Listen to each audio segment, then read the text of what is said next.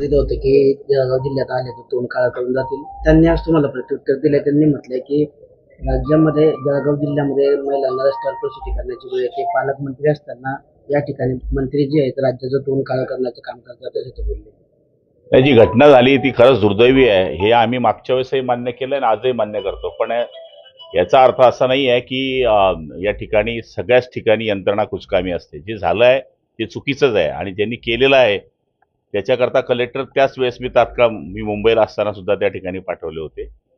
मी एवढ्याकरताच त्यांना म्हणलं होतं की तुम्ही आव्हान करून बुक ठोकून आले होते इकडे जळगावमध्ये की गेलेल्या गद्दारांना मी पाडेल. त्यांना तिथे उमेदवार सापडले नाही. 5 मध्ये यांची बहुनी झाली नाही. आता महापालिकेत महाआरत काय करणार आहे.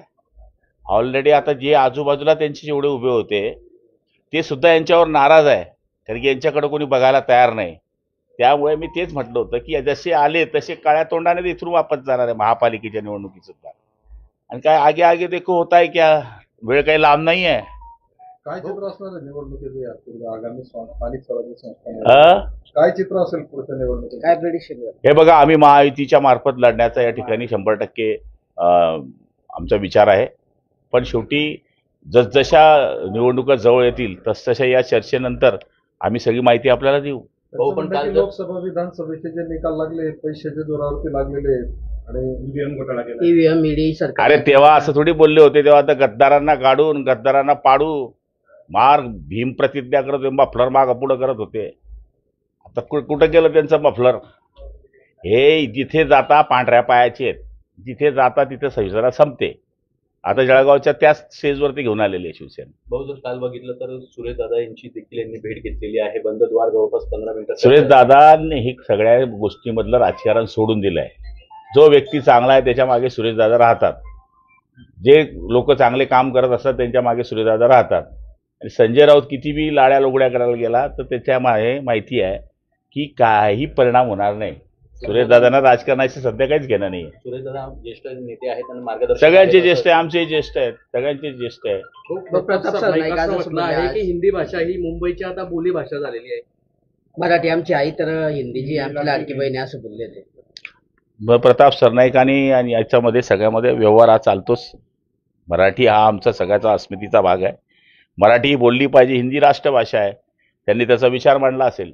हो, राज्यातल्या जेलमध्ये जे कैद्यांना जो आहार पुरवला जातो तो नाही का, त्यात खूप मोठा घोटाळा झालाय असा आरोप खडसेंनी केलाय. आणि त्यात जळगाव जिल्ह्यातल्या एका मंत्र्याचा हात आहे. विधानसभेमध्ये मी हा घोटाळा मानणार असं एकनाथ खडसेंनी म्हटलंय. जेलमधल्या याच्यात कोणाचा हात आहे? जेलमध्ये कैद्यांना आहार निकृष्ट दिला जातो असं त्यांनी म्हटलंय. मी तर काही कैद्या जेलमध्ये गेलो नाही. मागे गेलो होतो एक वेळेस आणि अशात तर काही गेलो नाही.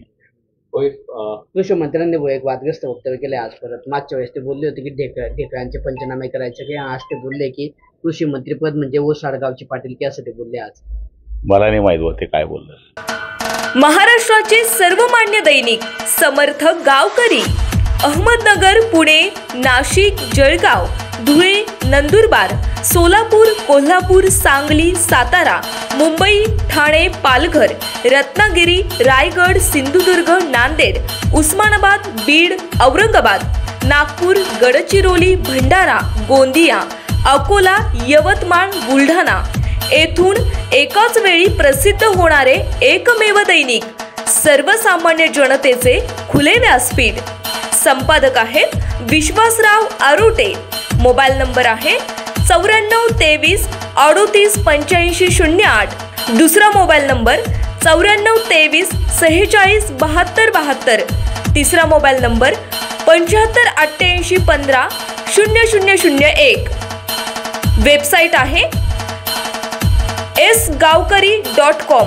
मेल आयडी आहे aklgavkari@gmail.com.